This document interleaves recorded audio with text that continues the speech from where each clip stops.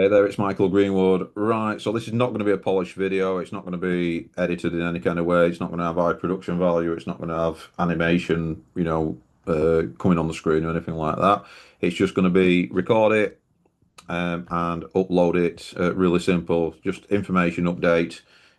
What is happening in the world of AI, SEO or GEO or AEO or LLM SEO, basically. How is it different to traditional SEO? What have we found with the campaigns that we're running for clients? What are we offering in terms of AEO as well, of AI, SEO or GEO or LLM SEO? Do we call it LLM SEO as well? Lots of different names for it. So in terms of like real legitimate success at SEO, just a bit of background and context. I run a digital marketing agency since 2009. We started as an SEO agency back when it was still quite new SEO actually. Because I remember that if we looked to get some when I first started the business in 2009, I basically quit my full-time job and started my own business. And we were in a business center at the time in a like an incubation business incubator. And to get funding, they wouldn't accept us for web design. That were a bit saturated. Even back in 2009, I said it were a bit. Oh, everybody's doing that, but SEO was quite interesting back then. So we went in with that, and then we later added paid ads to it, so Google ads, and then obviously Meta ads when that became a thing as well. So in terms of how you do SEO, then how you do AI SEO, what I've been noticing is the LLMs like to scrape the FAQs and having a different FAQ on each page. And we've also found, you probably know about the FAQ section thing on each page anyway, but having a video in the FAQs is working really well, which is good. So this is like a Q&A, FAQ, format it correctly and everything like that. So, and this can definitely increase your citations and mentions in like Perplexity, Gemini, ChatGPT, Claude, et al. Measured this extensively. You can actually see it in tools like SEMrush, the brand radar tool and stuff like that. So another thing is it is actually optimizing your content, so it's got a recent date on it. So like you call it skyscraper content, where you're creating like an ultimate guide or something, and you've done your keyword research, you've got your topics all laid out into an article or blog post or whatever, some content on your website, and then from there you're actually updating it to say it's 2026 and updating it for something that's pertinent actually to 2026, not just changing the date. Changing the date is good. We like to keep the URL so it's more generic, so it doesn't mention the date. So the URL itself, the permalink, that's another thing, and that's what we've been doing for years anyway, in terms of content.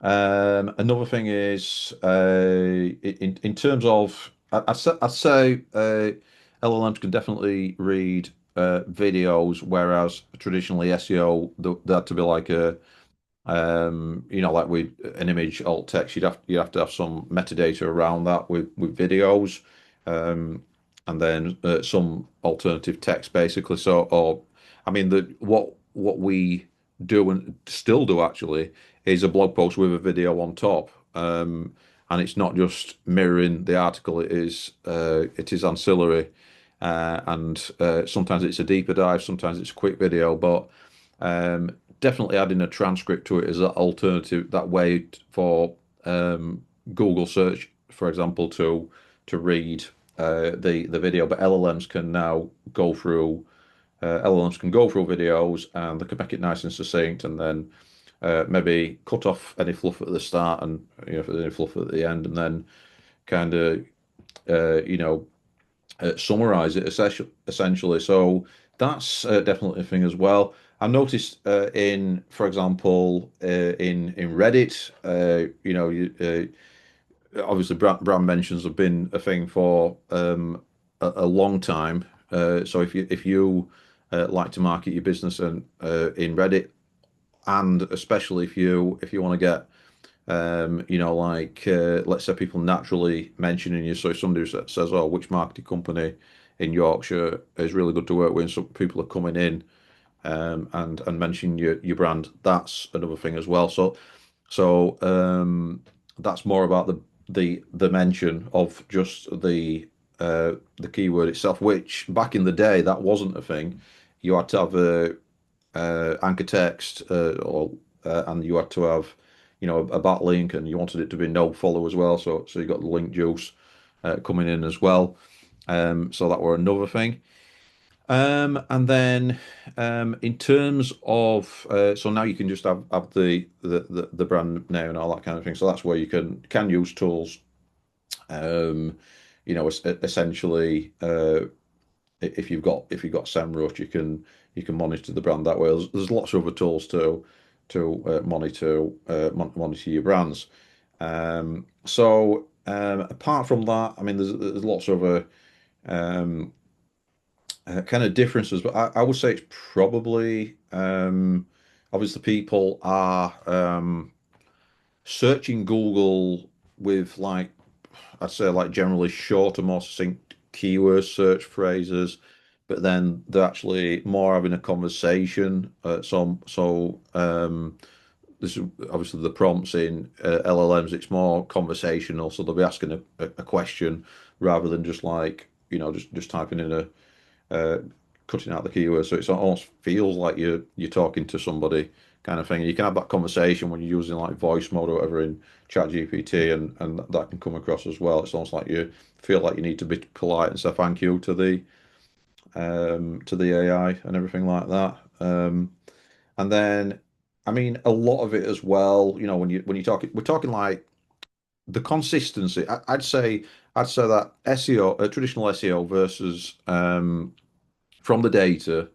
Um, you've got traditional SEO and you obviously got AEO, and then the real similarities are it's always been about good content, but you could kind of game it before. You know, Back in the day with SEO, there's the keyword stuff and all that kind of thing, and there were link farms and uh, PBNs and all that kind of thing. Um, so. There were all kinds of things that could be done, and back in the day, those things worked as well. So you didn't have to really build like an authority site. You could have quite a thin content site, like a thin content site, we used to call them. So there's always kind of been white hat, black hat, grey hat kind of SEO. Going back to like cowboys, the good guy wore the white hat, the bad guy wore the black hat. That's where that all comes from. But yeah, it's really about it's still about backlinks. It's probably 80% what you do with traditional SEO, you're going to do it for LLMs. 20% of it is different, but that's obviously changing. But it's so you've got your EAT, which is experience, expertise, authoritativeness, and trustworthiness. That's obviously still a thing. So that experience, that first hand, does you know has somebody got as that person who you reading the blog post from, have they got first hand experience? So that does also if you've got yourself as an author and you've got a link to your LinkedIn, and if you've got a YouTube and stuff like that, so you've got some credibility there rather than just like if you consider you go to a blog post and then you've just got a blog post and it's just got um, by David, you just got by David or by Jane or something like that. You just got somebody's first name. Um, that's not as good as actually having a full bio, and you can actually look into that person and stuff like that, see what else other work they've done and their credibility. So you want to know that they actually understand the stuff and they've got credibility. And then obviously, same with expertise and knowledge as well. They've got to be have that necessary knowledge, skills. So if like qualifications, if you got a link to LinkedIn, for example, you can see that kind of thing. Authoritativeness, so basically reputation as well. So have you got the best content and the best website, and are you the go-to source for information in your field as well? If you think about when you're looking for information, you want it from credible sources, obviously, and credible people as well, and you want it to be up to date. So that's like when I mentioned earlier, having that late, is that the latest information, not just the best. It's got to be recent for it to be the best information, or it could be outdated as well. And is it complete as well? Is it that ultimate guide? And then obviously trustworthiness. Um, as well. So accuracy. Are there some citations on there as well? Can you check? The other references and forward and backwards referencing and stuff like that. So and a lot of that can be subjective because if I suppose the website visitor believes that to be or they prefer it because of a color theme. This is my go-to website because I prefer it. Therefore, it gets a lot of traffic, and that can kind of skew the performance as well. But generally speaking, it's you go on the rule itself rather than the exception to it. So it's what most people think is the best source of information. So yeah, and then things like actual media sites as well. So if you've got like let's say you're doing digital PR, you've actually got some links coming in. You've actually got some topical stuff coming in as well. So these are backlinks basically. But there's different not all backlinks are created equally. There's different types of backlinks as well. So that's another factor as well. Um, what else then? What else? So I think a lot of people, a lot of consultants, I suppose, might be saying this is exactly the same as what you do with traditional SEO, and I don't think that's true. And then on the other hand, some using it as you know, oh yeah, this is a shiny object. We've got to do this, and somebody came to me actually, a prospect, and they were told that they were basically told that the Google's kind of the traffic's all going from Google and it's all going to LLMs, which is not true either. So it's a proportion. Um, and then in terms of the traditional stuff in terms of SEO, like looking for your doing good competitor analysis, looking for your content gaps, all that kind of stuff. That's definitely a thing. So just like keyword gap analysis, you can do that in SEMrush, Ahrefs, or whatever, or SE ranking, and then you can write content on that. And then it's what content to write. I mean, it's just the highest quality content, well researched. I remember back in the day we had one particular client, and they didn't see the value in copywriting and good articles and all that kind of thing. They saw the value in it, but they wanted it cheap. And they didn't realize that you can spend a full day or days on or weeks even on creating like the ultimate content in that niche, and then you need to get it distributed. You need to get eyeballs on it as well.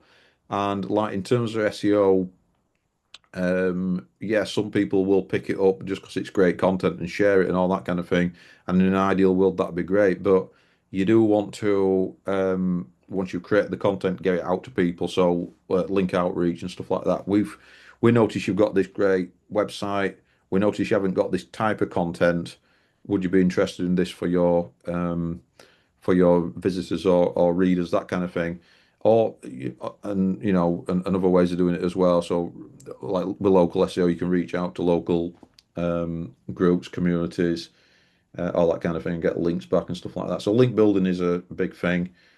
Um, and then also, I would the good thing about search in general. So what we're talking about is how people search for things. It's very authentic how people search for things. So when you'll notice on Facebook, like um, just to pick Facebook, where people are putting the best.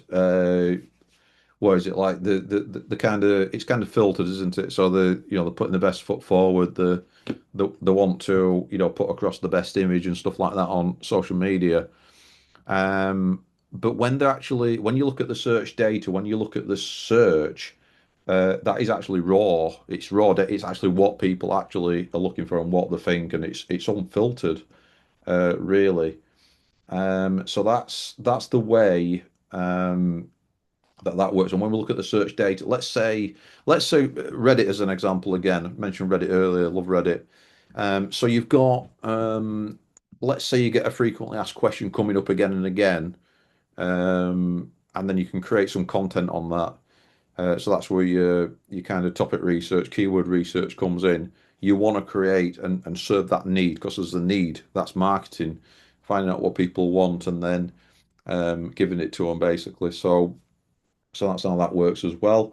Right. So it's technical SEO, crawlability, content gaps, good information architecture, good accessibility, good usability. These are the constants. These are what like the amateurs don't understand a lot of the time.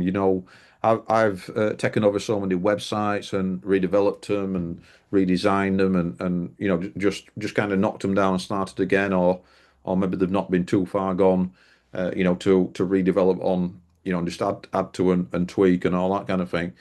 But um, a lot of so-called people who are meant to know what they're doing in terms of like even color theory, web accessibility, they don't know what they're doing. They don't understand, for example, that color contrast and all that kind of thing. So you don't have white text on a yellow background, for example, because it's just not going to show up and all that kind of thing. So. And there's psychology to it, there's usability, so there's UX and all that kind of thing, which is all interdisciplinary, basically.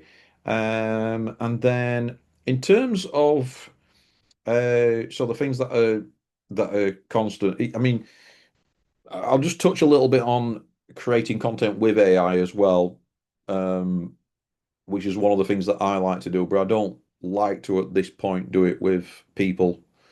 Um, as in, I don't want to create, like an AI video with a person speaking or anything like that. I mean, like there's all kinds of ways to use AI itself to accelerate your AI SEO as well. So like AI content creation and stuff like that. And what I would say is we don't want it to become, it's an accelerator, AI basically. Um, AI in general, it's a way of getting things done more quickly, but you always need that discernment and human element to make sure that you're getting you've got some perspective on it, some context and all that kind of thing. So it's kind of like garbage in, garbage out, and if you don't feed the right prompts, then you're not going to get the right results. But there's fantastic tools now to help you with your AI SEO. There's SEMrush, there's some others. I like SEMrush, and basically you're looking for gaps and missed opportunities basically, and you're looking where you're already appearing. If you're already appearing there, then it's like with any kind of SEO, if you're on page 3 for a term and it's commercial intent, then you want to do this, that and the other to bump it up as high as you can. Obviously competition dependent, obviously budget dependent, obviously time dependent, and all that kind of thing. So it's all about looking for low hanging fruit, so increasing positions that you've already got, and then reinforcing them as well. So creating a moat around them, getting into all the analogies now. But then also it's finding new opportunities that you might not have even got any content for, and if it's in your wheelhouse, then creating content around that, kind of your swim lanes and everything. So that's another thing. That's about that's probably another video in itself, and and that is very much how you do SEO. Now, I speak to a lot of prospects and some customers as well, where they believe that SEO is just about, let's say they've got 15 pages and they want to SEO their website. How do I SEO my website, Michael? And they said they've had this SEO report and it says that this has got two H1s and it's meant to have one H1 on the page. This has got some missing alt text and all that kind of thing. And then they think that if they SEO the 15 pages, then the website will be SEO'd. Now that's one aspect of SEO, and that's kind of just one way of looking at it. That's more your technical SEO, if you will. But SEO is basically a constantly moving target. It's a combination of so many different principles, including content marketing, including traditional SEO, and there's kind of overlap and everything like that. You can add digital PR, you can add good web design, you can add fast website speed, which is obviously a technical factor, but it's a discipline in itself. You've got accessibility, UX or usability, you've got information architecture. There's all kinds of things anyway. So SEO is a big thing, and it actually relies on design and web development and all that kind of thing and all that wonderful stuff. So I kind of cringe when somebody does ask that, but that's just the understanding of, and it's kind of dangerous if a SEO consultant kind of follows along with that and just gives them a report and then it gets to 100 and then you're SEO'd, because that's not what SEO is. It's based on your strength of your competition. It's based on keeping up with SEO as well. I mean, just an example of that. So you've got some skyscraper content, and then you need to make sure that you've got you're putting your recent date on it so people know that it's adhering to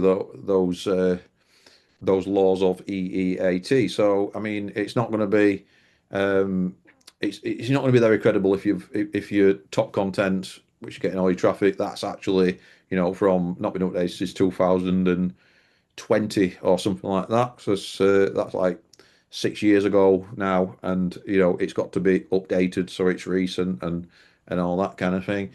It's just like, I suppose, when you go on when you go on a Facebook page and you see it's not been updated for a couple of years, you wonder if they're still in business, or if you go on a website, or if Google goes on a website, or if LLM goes on a website, it's old information. They're going to seek the most recent, but it's not just the most recent. It's the most deep. It's the breadth as well. It's the most credible. It looks at the biography, that's the bio, and there's all kinds of things. There's all kinds of things that go into the mixing pot. It's like somebody once explained it. Guy called Gareth, I know, and he's pretty good at SEO. And he said it's like mixing a cake together. You've got all your ingredients. You can't put too much of this in, or it won't be right. You've got to get everything balanced and everything. It is very much like that. It's interdisciplinary, and it's such a big, complex kind of beast of a thing. It needs a methodology. It needs to be followed. It's ongoing. There's certainly quick wins, which you can have with a established site, obviously. And there's, you can, and do you, where do you draw the line as well? Do you include CRO? Because if you're getting traffic and you've got poor conversions, then, your SEO is technically going to be going down, because people are going to bounce, people aren't going to be sticky. So really, because time on site's a factor as well, low bounce rate. There's all kinds of ranking signals and everything like that. So it's a constant evolving, iterative process. It never ends. Sometimes it puts off some people to say, "Oh, I don't want to do SEO. Then it's not fair. That it's a third party, though they've changed my rankings and stuff like that." But if you just stick to good, solid content, copywriting, sales psychology, different types of content for different types of people, learning styles, audiences, all that kind of thing. Then, and all the other stuff as well.